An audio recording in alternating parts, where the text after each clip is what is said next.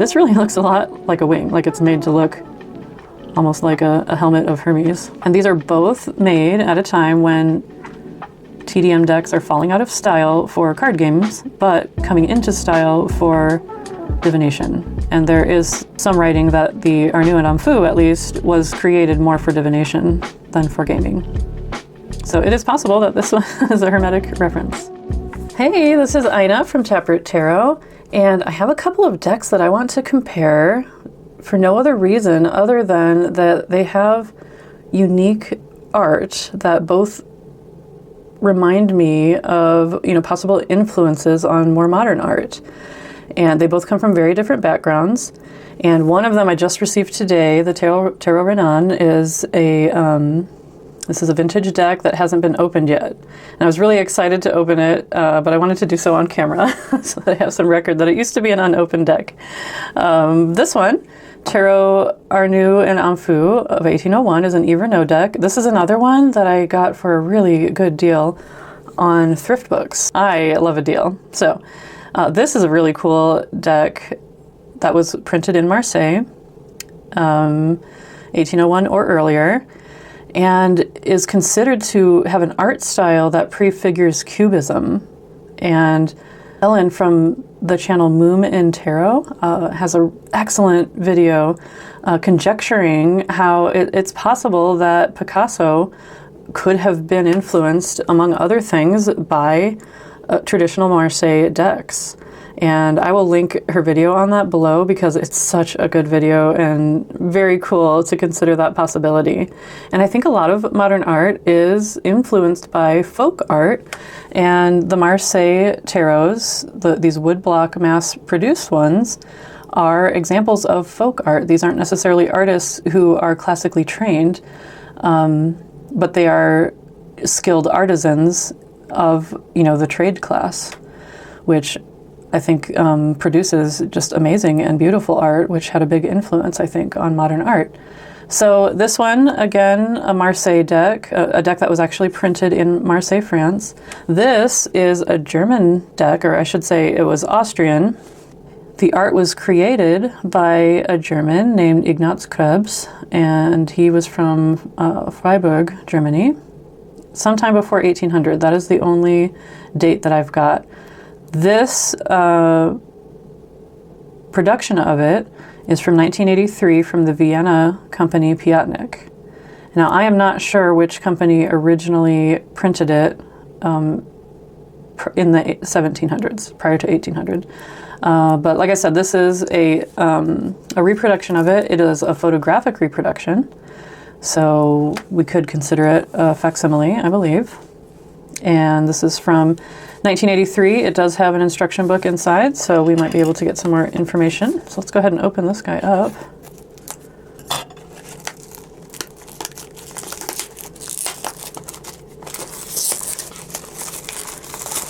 So this one, I love the art in it, and I was drawn in by the art that I saw. But then when I looked it up, I saw so many comments of people saying that this was their all-time favorite deck, that they'd had it for 20, 30 years, and it was still their favorite deck, that they loved the cardstock. This one I just had a feeling was going to be really special, so I splurged on an unopened copy. It's a thick, chunky deck.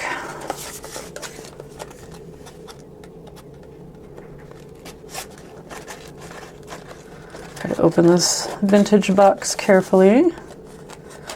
About 30 years old, so not the oldest vintage, but it's still seen some years. I will show you, this has a little seal for Piatnik, Vienna Card Company. And my impression is that it was originally made by Piatnik as well, but that I'm not positive of. So here's the guidebook, written by Georg Gottlob. And this says 1984, whereas the box says 1983, so somewhere thereabouts. This has some French esoteric stuff, some psychological Jung stuff, so some things about Atea. So kind of your typical little white book. I'm not seeing much on, or anything on the history of this deck. And there isn't a whole lot of detail online either. Now this is one where the artist actually gets a decent amount of credit, which is unusual. A lot of times it's the card maker, but I believe it is the woodblock artist that is Ignaz Krebs of Fribourg.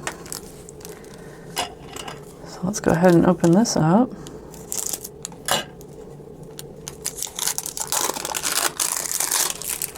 All right, good. There's a little bit of staining on the plastic, but that's not on the cards. I've seen these blank cards shown in some of the others as well. All right. Now here we start with a Two of Cups. And I think what I will do, and that's probably because of the credits, I think I'm going to stop the video and make sure these are ordered in the same order. And then go ahead and do a comparative flip through of these two decks. So on the left, we have the French deck, the Tarot of Arnoux and Amphoux of 1801. And then on the right, we have the Tarot Rhenan, which is a more German tradition, influenced by the Rhineland art of the time. And it's said to be somewhat of a mix of Marseille and Besançon. So of course Besançon has more of a Swiss and German influence, but it is still considered a Marseille style deck, just created with a different art style. And I'll point out just a few areas where I think the art is just very, in the case of the Arnoux and Amphoux, really ahead of its time. Now this one I haven't looked through all the way, so we'll see what we find. So here we have the Conjurer.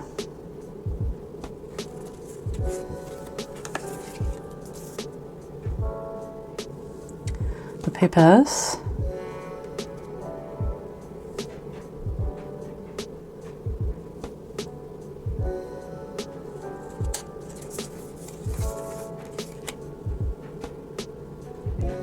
The Empress.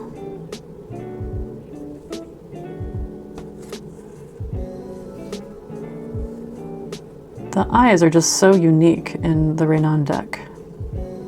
Just very expressive. Which can also be said of the Arnoux and Amphoux. But this has a little bit more interesting shapes incorporated, which you can kind of see where that could be a precursor to Cubism.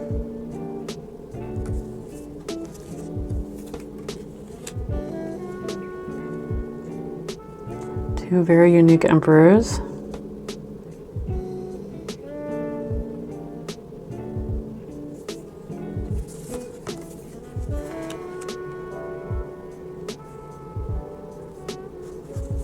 You can probably see here why these two decks reminded me of each other.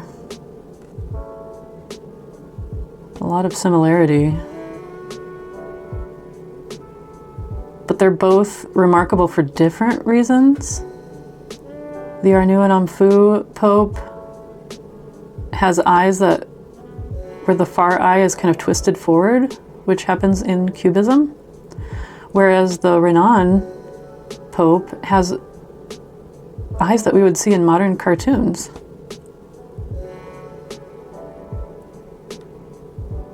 Both have similar hats.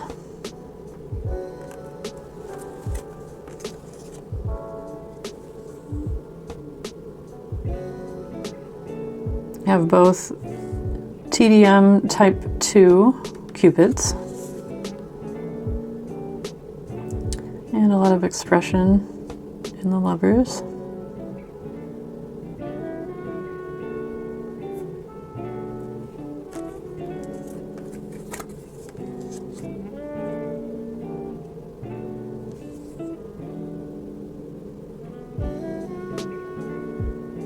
See Arnoux and Amphoux indicated here. This seems to have been scratched away, and we're missing some of the details here. We do have a TDM type 1 chariot with the scallops, which would be present in most Besançon decks as well. But of course, in this deck, we have a Pope and Pépès rather than Juno and Jupiter, and as in a Besançon. So you can kind of see where the influences of both TDM style and Besançon are present in the Rhenan deck. Very unique horse faces here.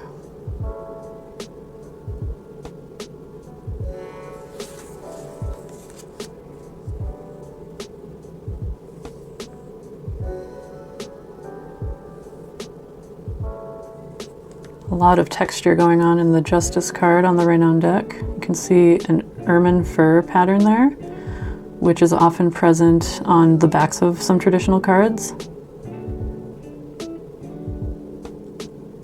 and is present as well in the coat of arms for Brittany, which I'll point out in another deck that I'll be going through this weekend.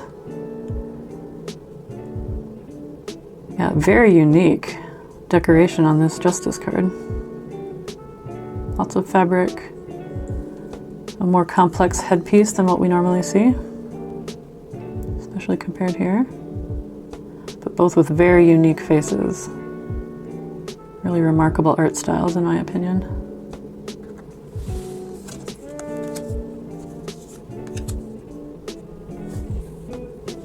I just love this hermit. So different from what we're used to. Much more of a, it's labeled as the Hermit, but it looks more like a Capuchin card or a monk card with his more rough spun brown cloth robe.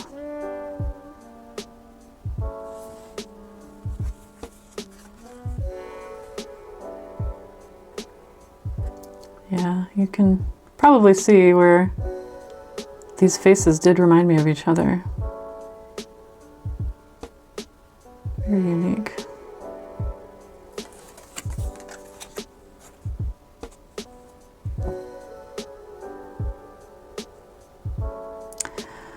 You can see the handle here in the Wheel of Fortune, and here it's maybe missing part. This might be part of the handle here, or perhaps it's missing.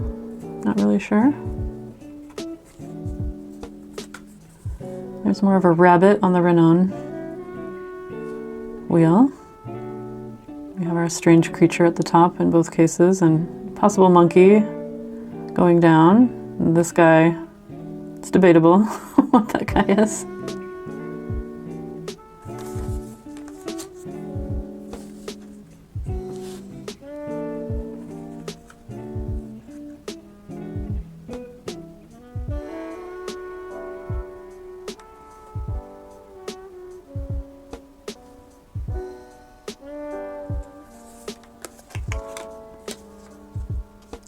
We have the same phenomenon here. In this deck, the Hanged Man comes flipped over like this.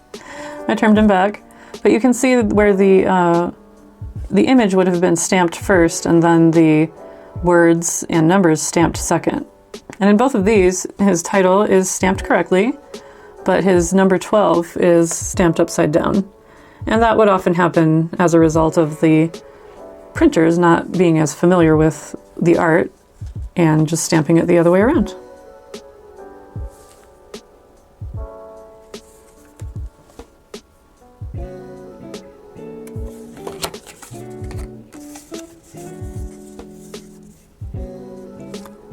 Really unique faces on both of these.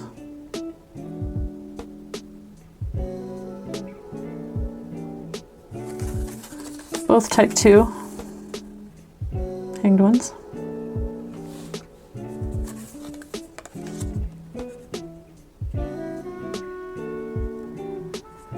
This death card on the Arnoux Amphoux, look at the detail in this head. Isn't that remarkable? It seems like a remarkable amount of detail on this tiny little head to me.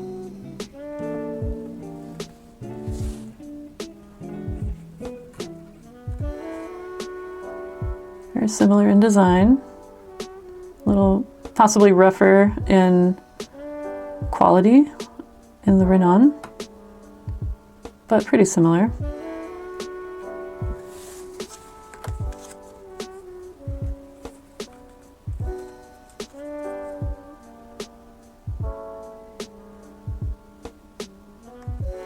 Temperance is quite similar.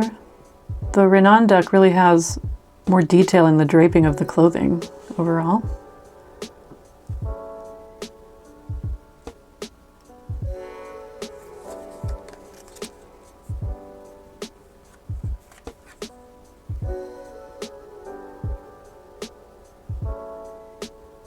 Losing quite a lot of detail in the Rhenan deck due to it being a photographic copy.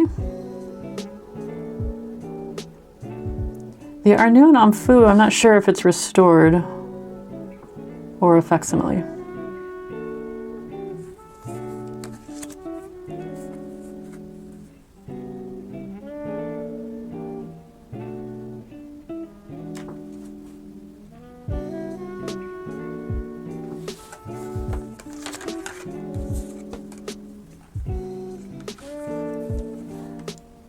Now this is an example of where the Rhenan has a much more modern style to it. The face of the star does appear like something we might see today in a cartoon or in an animation.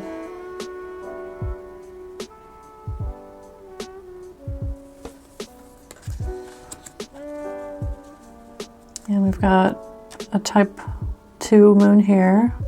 And a really gorgeous type 1 moon here.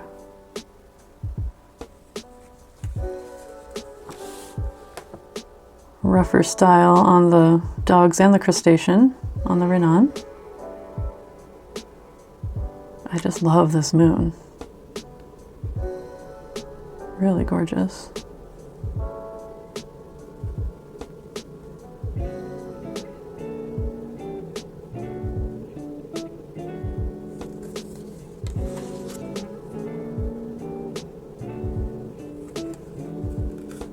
Got a little depth to the wall on the sun in the Rhenan deck.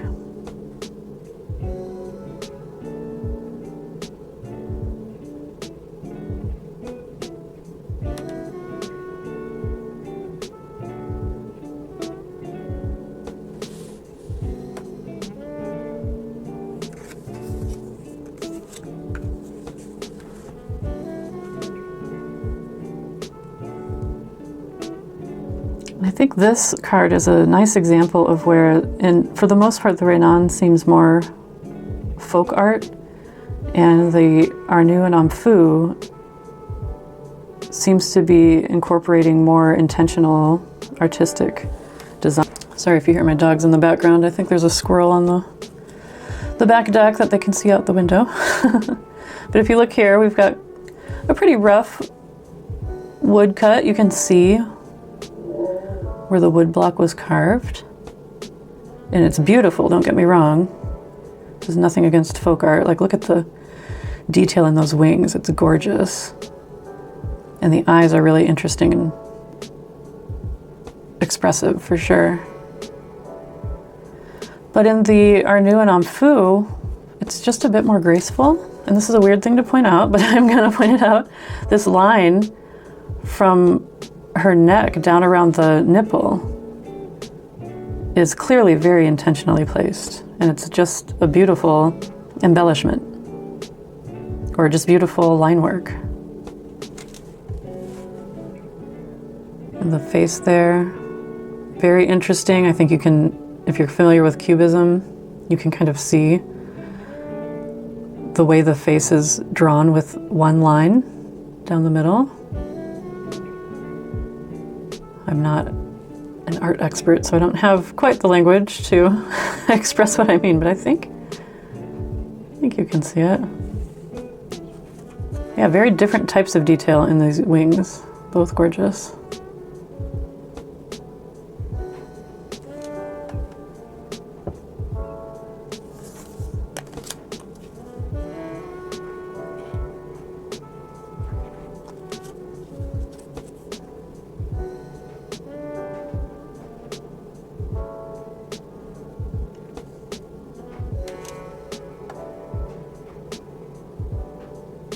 That's a really cute, silly lion. I do like his smile. The ox. It's a very bored looking angel. And I think this is one of the more remarkable cards in the Arnoux Amphoux. There's a very modern style to the face of the central figure of the world.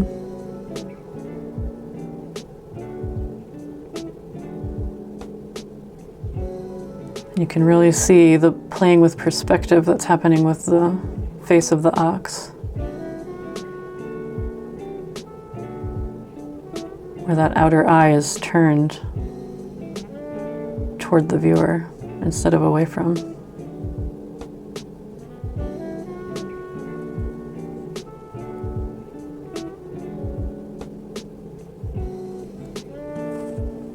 And if you compare their two faces, you can see a more folk art style on the Rhenan, which is still really gorgeous, but maybe a little less intentional. I don't want to say less intentional. Maybe less stylized. Although the angel Matthew leaning on their hand, that's really interesting. I don't think I've ever seen one in that position before. The face is definitely really expressive. Both super interesting and fascinating cards. That lion just cracks me up. Little red ears that kind of look like earmuffs with the halo. And in the TDM tradition, I've placed the Fool or the Madman last, behind the Triumphs. And I kept the order that the Yves Reynaud deck was in, so I didn't put it in my usual order. We are missing some detail on the mat, but you can see here where I tend to interpret that golden swoop here as his hat with the jingle bell on it. This really looks a lot like a wing, like it's made to look almost like a helmet of Hermes. And these are both made at a time when TDM decks are falling out of style for card games, but coming into style for divination. And there is some writing that the Arnoux Amphoux, at least, was created more for divination than for gaming. So it is possible that this one is a Hermetic reference. Definitely something different going on here. Like it could be a helmet rather than a hat, a jester hat. But that's something I'm noticing right now, so I'm not positive about any of that.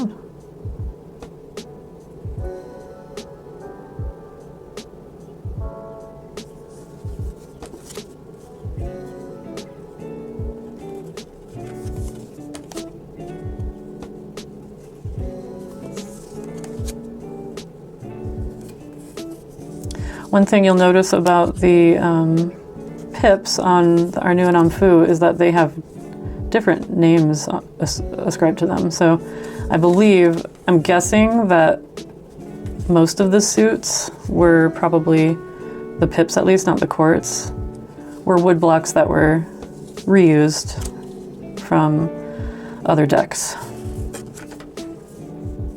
But there is one suit where I don't think that's the case. I don't remember off the top of my head, but when I see it, I will point it out.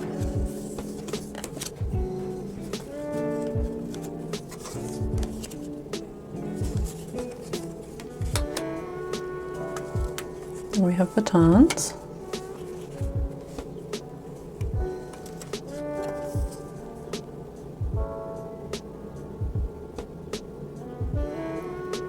He's got some fancy high-heeled shoes.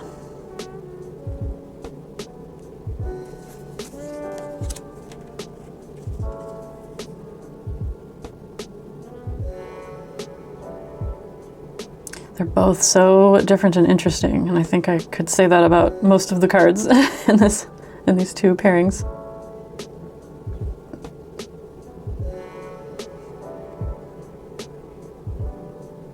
Very unique decks. Very glad to have them in my collection. I love both of these Queens of Batons. Slightly less grumpy here. I just really love this art style. The eyes are just amazing on every card. Definitely more grumpy here, which I love.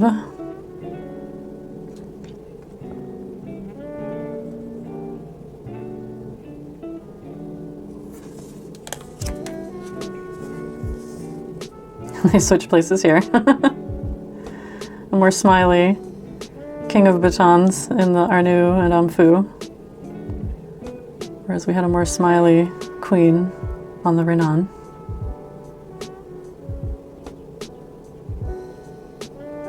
Really cool shading and details on the Rhenan.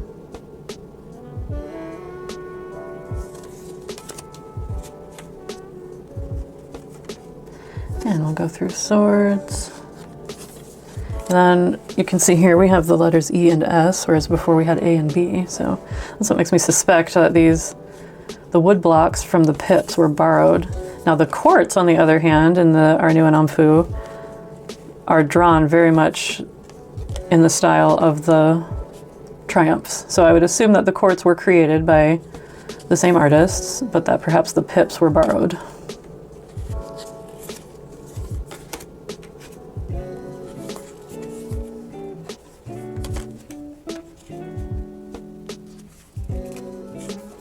And that's not something that I've looked up at all, but that's my assumption just based on what I'm seeing in front of me.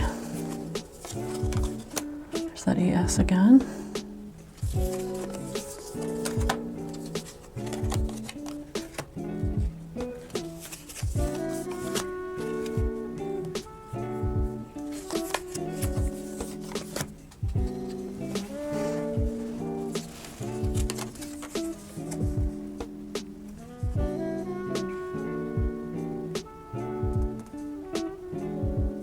Got some more of the ermine pattern here.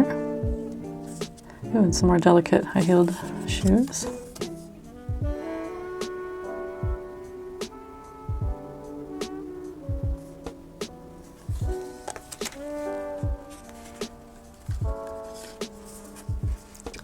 Missing some detail on the horse on the Rhenan on the right. Different from what we usually see. That's the way his head and legs are styled. But on here you can see we have more of that pre-cubist style where the outer eye is turned upward to play with the perspective.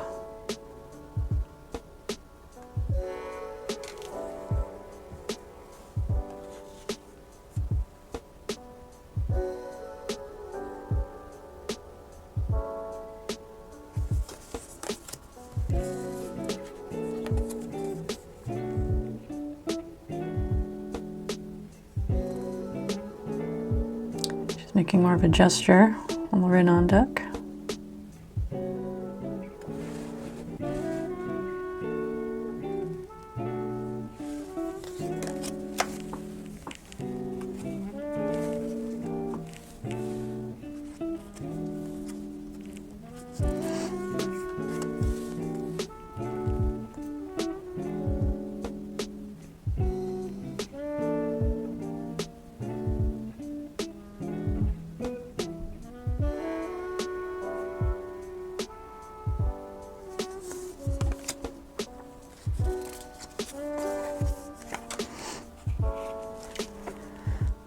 This is an interesting addition. So the Arnoux and Amphoux deck was a post-French Revolution deck. And it uses the French Revolutionary calendar, Annum, or year 10. So even though this is from 1801, it's labeling it as year 10, based on the French Revolutionary calendar.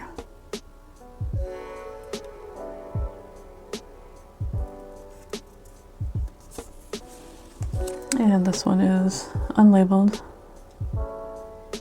I think maybe it was coins that I was assuming could be the pips that weren't borrowed because of the 2.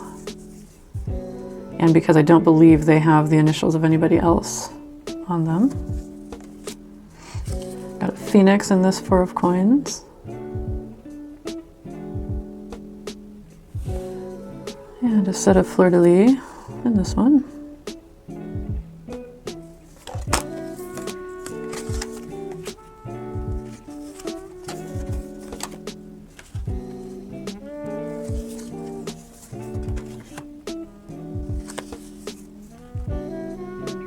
There's some blurriness here. That could be original to the deck, or it could be blurry photography. Probably original to the deck. Different layouts for the 7s. That's interesting. My dogs are really trying to protect my house from the squirrels.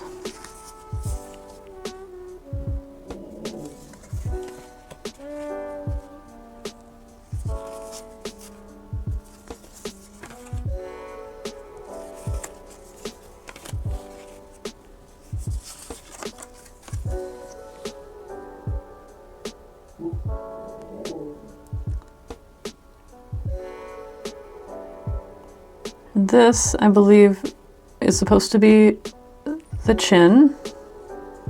And you can kind of see the brow has a shape to it too. Which is something that we see in Cubism, where a feature of the face is turned into a solid shape. And it would make sense that that kind of style would emerge from woodblock because it's not as easy to do shading in woodblock art. And that could have inspired Cubism. And like I said, I will link Ellen's video on the possibility of Picasso being inspired by Marseille decks, which I think is so cool.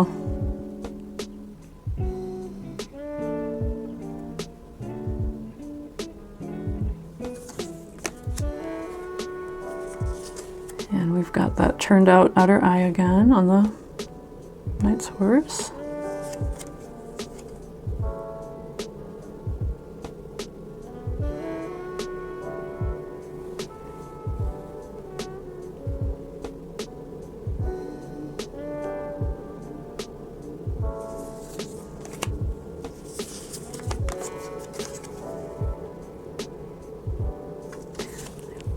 We'll see some more ermine patterning.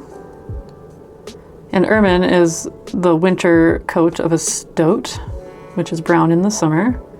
And you'll see it a lot in royal garb, where it's a white with black markings on it, lining cloaks. But then here we have a fleur-de-lis lining.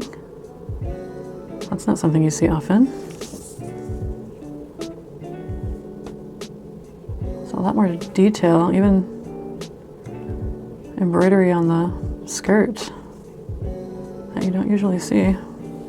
So it's really interesting. In some ways, the Arnoux Amphoux is more refined and graceful, and in other ways, the Tarot Rhenan is more refined. They're just both very unique in their own ways.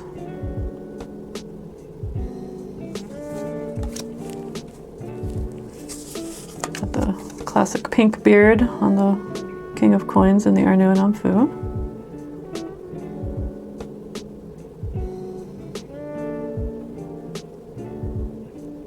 Pretty similar. A little more decorative with the fleur-de-lis pattern, border on the Tarot Rhenan.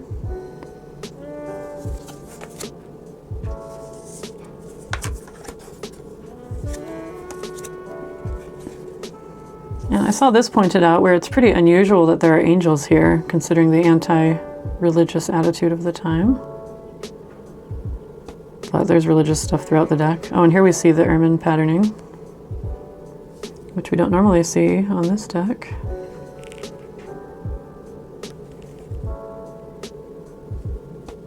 I was wondering if that could be a swan in the middle there. You can kind of see some wings and a long head. Maybe that's a swan with some angels.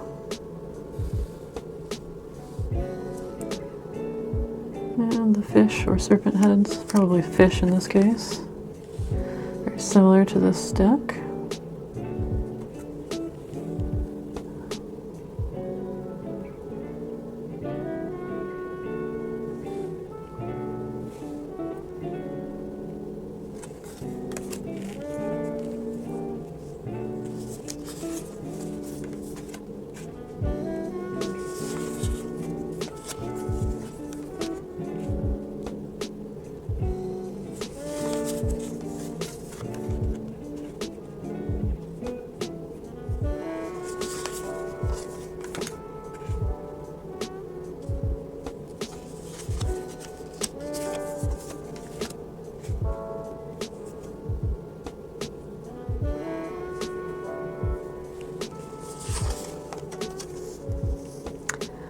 I find this detail really interesting.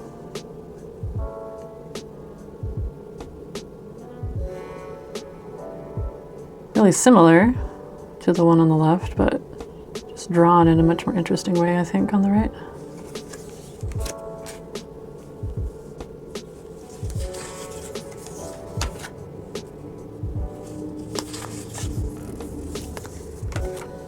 And finally, our quart cups.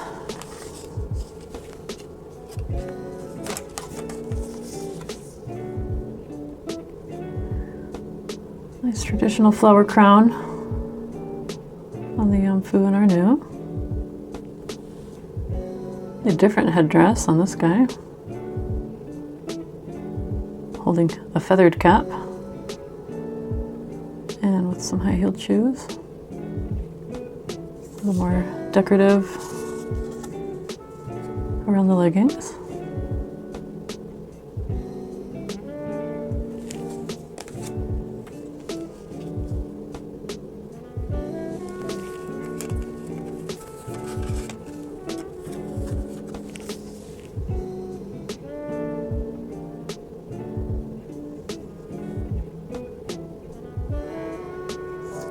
Spur detail there.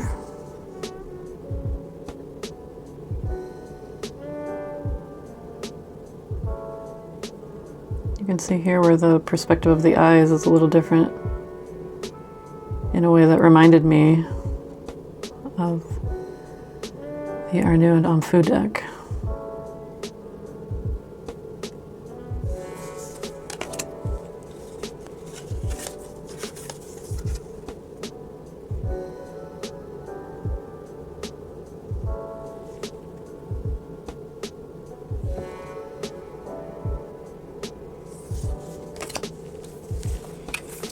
And finally, Kings of Cups.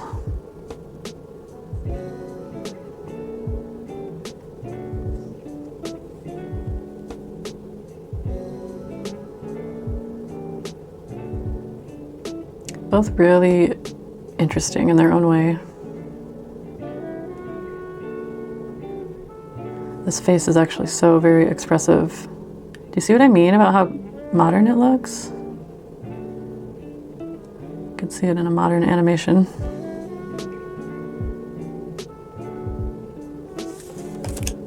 All right.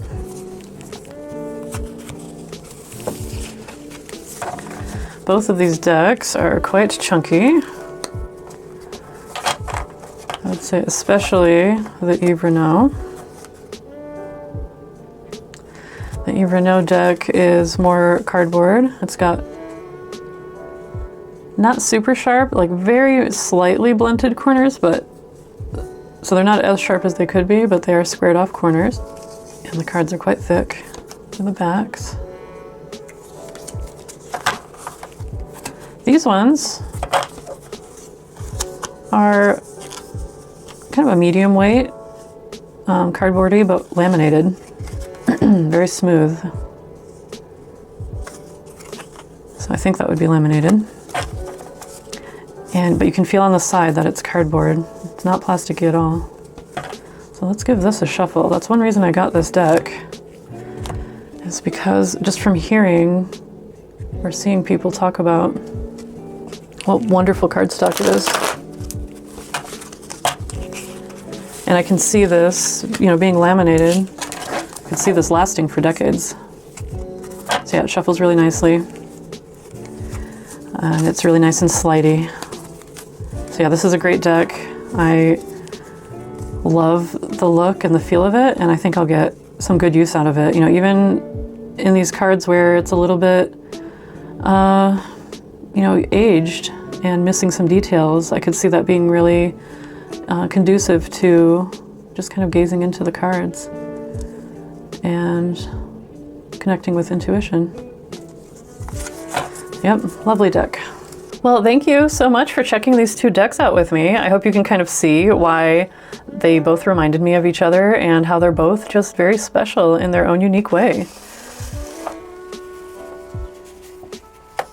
I will definitely be getting use out of this one. I would say the Yves Reynaud deck is maybe quite a bit thicker and not as easy to shuffle. Still usable if I break it in. But this Tarot Rhenan is usable right out of the box. It is thicker and papery, but with a nice laminate on it. And I just really love the folk art feel of it, with kind of a few modern twists here and there, modern feeling twists, even though it's from the 1700s.